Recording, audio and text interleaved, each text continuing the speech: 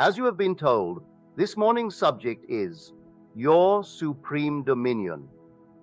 As a man does not possess it, or he does not know that he possesses it, for he certainly is not exercising it.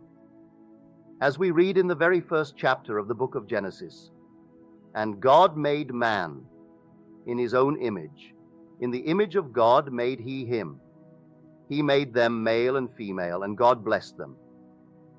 And God said unto them, Be fruitful and multiply and replenish the earth, and subdue it, and have dominion over all the fish of the sea and all the fowls of the air, and every moving thing that moves upon the earth.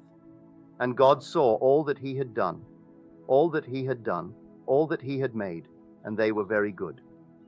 Now you and I reading the Bible, not knowing it to be a psychological truth, and seeing it as historical fact, we cannot understand the word. But when man knows the Bible is the greatest collection of psychological truths, and was never intended to be seen as history or cosmology, then he gets a glimpse into this great, wonderful book. For man himself is the great psychological earth that must be subdued.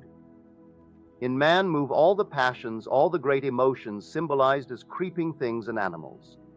In the deep of man actually live the invisible states symbolized as fish. In the deep of man actually live all the unnumbered infinite ideas, symbolized as the fowls of the air. It is this man that must be self-subdued, for subdue it. Then comes the promise, and have dominion over this vast, wonderful country that is man. If man does not know that he himself is the earth spoken of, he thinks he must go out into the world and conquer it. The world reflects the work done on man. And so, when he looks upon this wonderful world round about him, he thinks himself so little.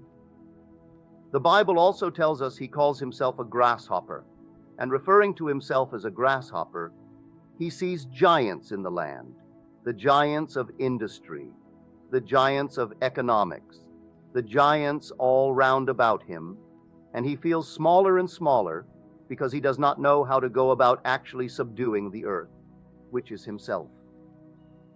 When man knows it, he will realize that man as an individual is supreme within the circle of his own consciousness.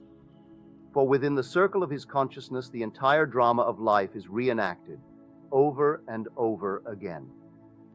He has to start with self, and then he will see this outer wonderful world, this visible world, is not what he thinks it to be, a place of exile from God. It is the living garment of the Father. And although to many of us its discordant harmony needs some interpretation, to the wise it has a voice, and the voice speaks of hidden things behind the veil. Hidden things behind the veil of man's mind. For this whole vast, wonderful world is a response to the arrangement of man's mind. For when he knows it, he will look within for the hidden causes, look into the deep to see the fish and how they swim and how they are related. For this arrangement of the deep is going to project itself as circumstances and conditions of life. And so today, if you haven't started, today is the time to start to really put into practice this teaching and make of this violence a garden of God. It is called Eden, and man was placed within it to keep it and to care it. For the garden of God is man. It is the mind of man. You never find a garden unless a man is present. For without a man, there would be a forest of wilderness. But when a man is placed in it, he begins to cut the trees or the seeds of wrong thinking. He clears the ground, and he cultivates the ground and then plants wisely. Then you will have dominion, for you will select the seed you will plant, the ideas you will entertain, and you will cultivate them. Knowing the outer world constantly bears witness of the inner arrangement of mind, you will only select the things you want to project into the living garment of your Father. For the whole vast world round about you is a living garment worn by your Father. So how did he reap? He said, He made man in his own image.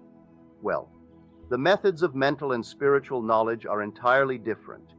You and I can know a thing mentally by looking at it from the outside, by comparing it with other things. by analyzing it, by defining it, by even giving a description of it. But we can know a thing spiritually only by becoming it. We must be the thing itself if we would know that thing spiritually. We must be in love if we would know love. We must be God, like if we would know what God is. For God made me, not out of something other than himself. He made me perfect, so he made me by becoming me. There was no other way in the world that God could have made me unless he became me. So God became man, that he may know man in the only way that he could know anything, for he knows all things spiritually, and he calls them very good. So he made me by becoming me, and now I am called upon to go and take care of the earth, and to subdue it, and take dominion. And I am the earth. I must learn to plant as he planted, and he planted the world by becoming the world. I must now plant as man by becoming the man I want to be. So I will itemize all the things, name them, give a name to everything I want to express as a man, and then know it spiritually by becoming, and I become it as he became me. I identify myself with it and live in that identity, and I clothe it in flesh. I clothe it in fact. Not one thing in the world that is mine can be taken from me, save by detachment from the state where that thing I love has its natural life. If I live in a world of beauty, if I live in a world of friendship, of comfort, and all the lovely things that men enjoy, no power in the world can take one of them from me, save I, who live among them. Detach myself from the state where these lovely things have their natural life. When you and I know it, we begin to cultivate the earth. We actually weed the mind of all negative states, all unlovely emotions, and we bring into subjection not the outer, but the inner. And then the outer reflects that cultivation on self. Now, how is it done? You are told in the first book of the Bible how it's done. For the promise is to the man who does it, and the promise is a complete expansion beyond his wildest dreams of the state he plants. The one who first did it was called Jacob. Well, I am Jacob. You are Jacob if you start to plant. Every man is the potential Jacob, and Jacob did it by righteousness. As you are told, he did it through righteousness, and he multiplied exceedingly, so that he increased 1,000-fold his flocks, his cattle. He increased and grew beyond the measure of man in having all the maidservants and men servants and the camels. And this is what he said, "My righteousness shall speak for me in time to come." Righteousness is right consciousness. The only right consciousness is the consciousness of already being the man you want to be, for that attaches you with an invisible state.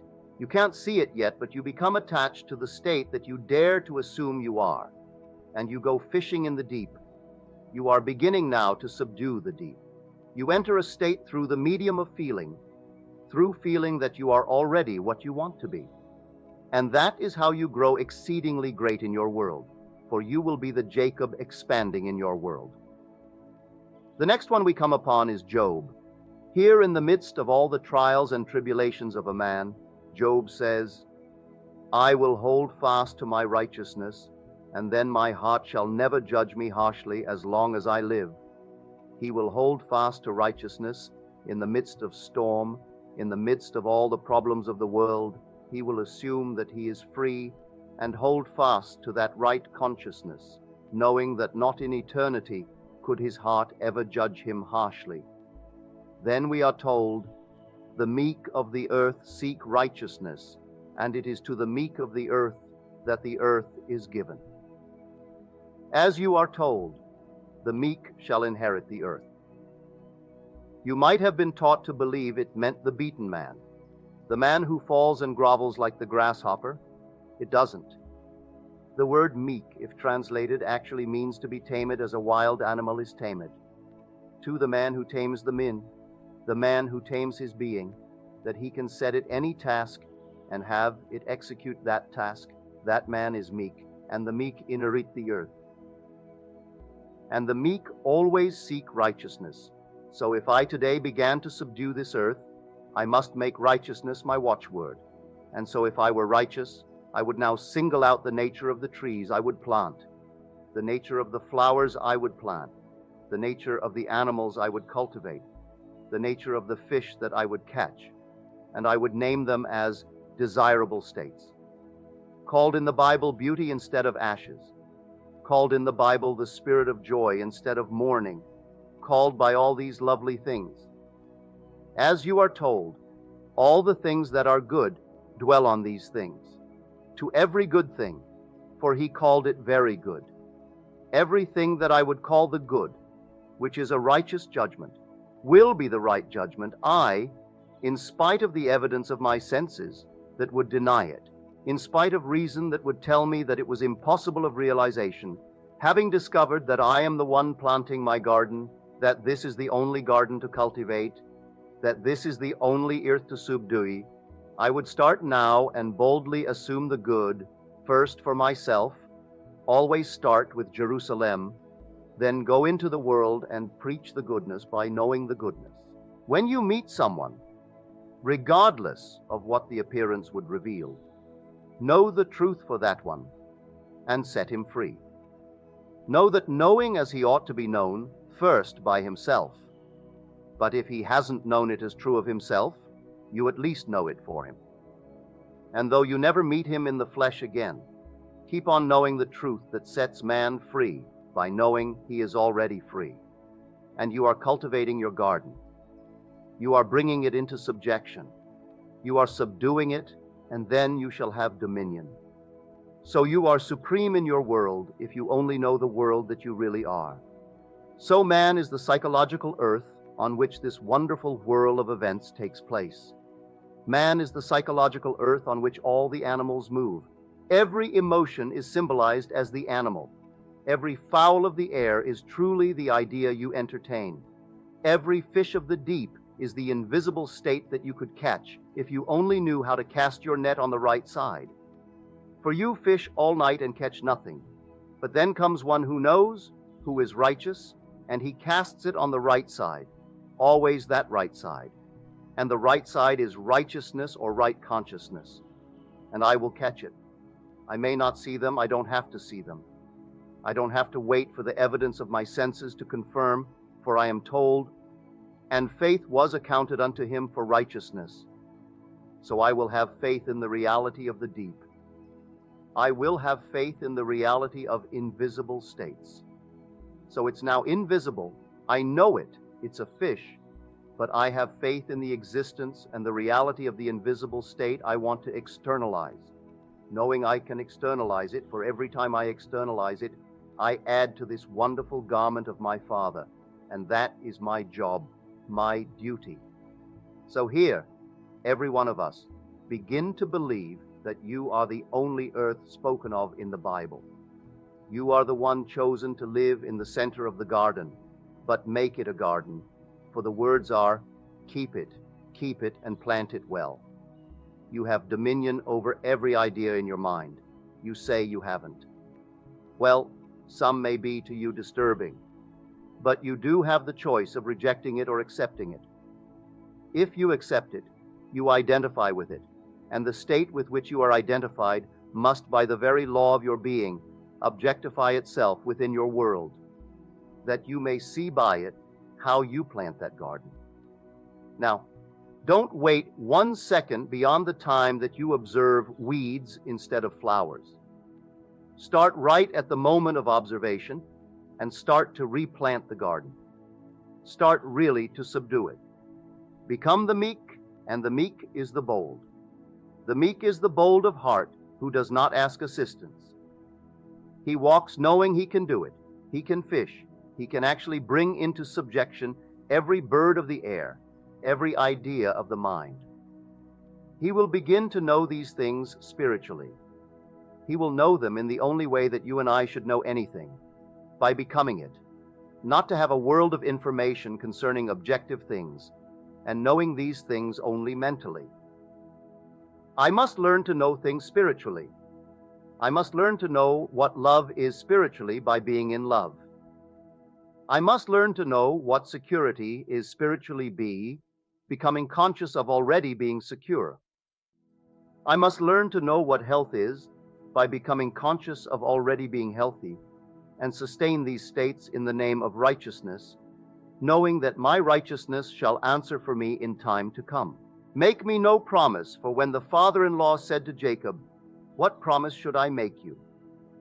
Just tell me that the offspring born in a certain manner shall be mine, and no other promise, and no wages and no salary.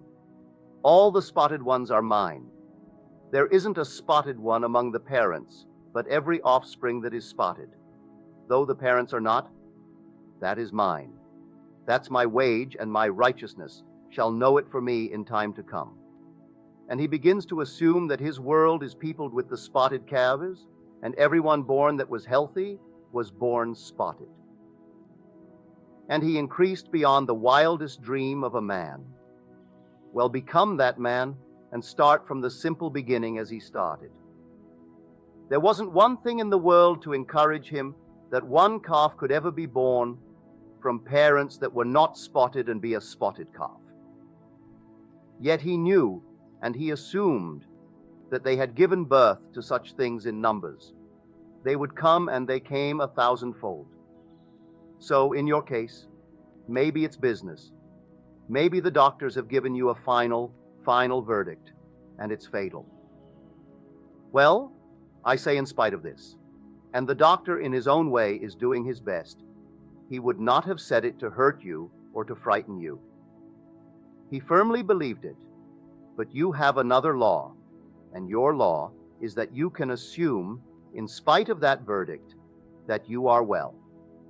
And then, though tomorrow and the next day the tree doesn't appear, know that in time your righteousness shall speak for you. And like Job in the midst of all the storms, when he should have gone to the grave, he held fast to the consciousness of already being what he wanted to be, that his heart may not in time speak harshly against him. Well, it didn't. You know the story. And so, all through we are told, break off the sins, break off missing marks by righteousness. Blessed are they that hunger and thirst after righteousness, for they shall be filled. Now you are told, seek first the kingdom of God and his righteousness, and all things shall be added unto you. Well, the kingdom of God is within you. You have been told that a number of times. The Bible affirms it over and over. The kingdom of God and the kingdom of heaven are within you. They aren't without. You see them seemingly without. That is the response to the withinness where they are. Now, seek it and his righteousness. So assume within the mood that would be yours were you already the man that you want to be. Sustain that mood, occupy it as often as you can, and see how that righteousness shall draw things unto itself. And the things it draws are always in harmony with its nature. It never draws anything foreign to itself. If I assume that I am the man I want to be, I cannot then encounter events that are in conflict with my assumption, for my world mirrors the being I am. So, here, today when you return, read the whole chapter. It's beautiful. But I started with the 27th verse. And God made man in his own image. In the image of God made he him.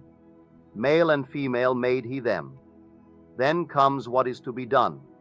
Then comes the promise if you do it. Then comes the judgment. It is good and very good.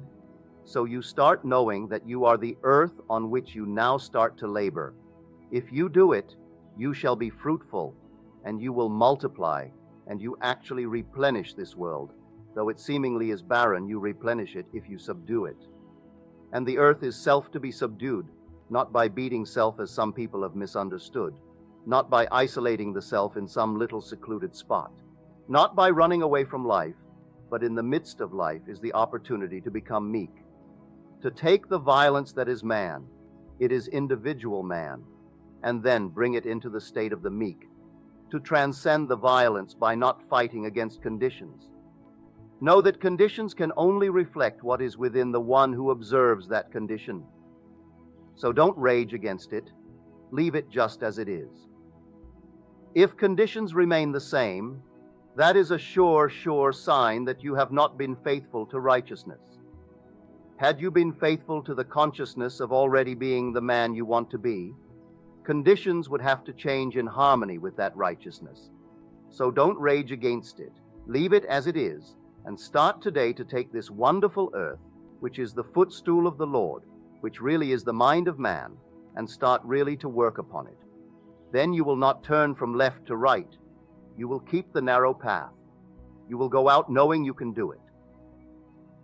I know from experience it will not take long to see shoots appear. It will not take long to see the flowers appear. They will all appear, if you will take yourself in hand and by an uncritical observation of self-watch the being you are. See the condition of the earth as it is now, by the uncritical observation of your reactions to life. When you see who you are, that is showing you the state of the earth as it is now, don't condemn it. Just start to subdue it, and know that you do have dominion over all the fish of the sea, the fowls of the air, and all the animals that move upon the earth. Knowing them to be the moods of thought, the desires, the passions that move in you, start to entertain only the good and the very good. Dwell upon them, and you will repeople your earth, for you are supreme within the circle of your own consciousness. Now you may say it's a very little one. May I tell you that though you have a body and a life of your own, you are rooted in me, and you end in me, as I am rooted in God, and end in God. So every man can say the same thing, no matter if you look into a world of 2,500,000 of them, and every year they slip through the gates into the invisible state relative to this world. But as they come and go, every man in the world is actually rooted in you and ends in you. And you are rooted in the ultimate that we call God, the Father. So the whole vast world is simply centered in you. Start now to rearrange it that it may reflect the beauty that you want to live about and live in this world. You do it by assuming the best. Always imagine the best of self. Always imagine first with Jerusalem and then go out and radiate what you have given to self.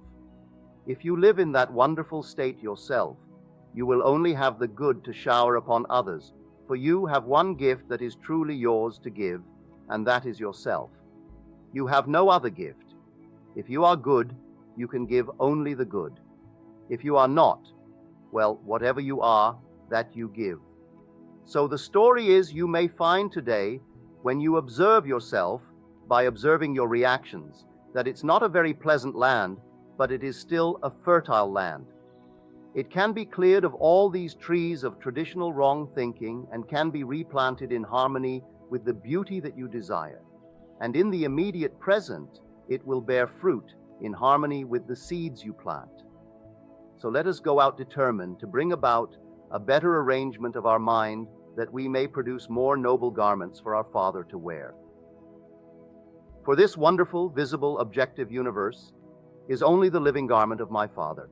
It's not a place of exile, as so many believe, talking about home and their going home, as though they are not now in the very midst of their Father. When you see me, you see my Father. Whenever you see me, you see the state of my mind, for you will see the world in which I live and the state of my mind, that inner arrangement, that's my Father. When you see me projected, you then call it the sun, and my world round about me tells me where I am. All these inner states are places in this fabulous psychological consciousness. Inner state is equal to place, and where I stand within myself determines what I see when I look outside the self. So, when I look out upon the world, that area of my Father's garment, whether it be torn by reason of the inner place where I stand, or whether it be lovely, I see only the inner arrangement of myself. I am forever surrounding myself with the true image of myself, and what I am in consciousness, that only can I see. Knowing that, let me be determined today to seek righteousness, or right consciousness, that I may reap in the immediate present all the lovely things that I desire. So every may now, in summary, single out some noble aim in life. having defined it clearly to yourself as a desirable state, the state you would like to externalize, ask yourself this very simple question: what would the feeling be like were it true if I already embodied that noble state? In response to your question will come a feeling. Assume that feeling. It has reality outside of the present moment. Its being is in complete independence of present objective fact. It has real structure. It has reality in the deep of it. It came in response to your call when you said, "What would the feeling be like were it true?" And you named what you were thinking of.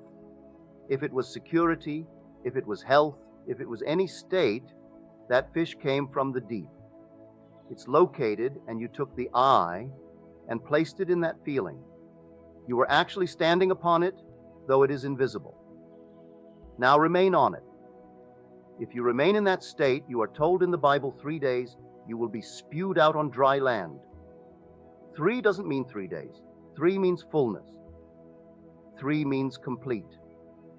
So if I will live within that fish for 3 days, until the whole thing seems natural and seems real, and it has the sensory vividness of reality, I will then be spewed out as something objective, and something that is commonly called in the Bible land, or dry land. But it does have reality as you feel it. Only people get away from it because it doesn't have immediate objective fact to confirm it. But you ride it for your 3 days, and you will know what it was to enter that fish and remain in it until fullness was attained, until reality was attained within. In that state you were righteous, and your righteousness will speak for you in time to come. It will not fail you. It cannot fail you.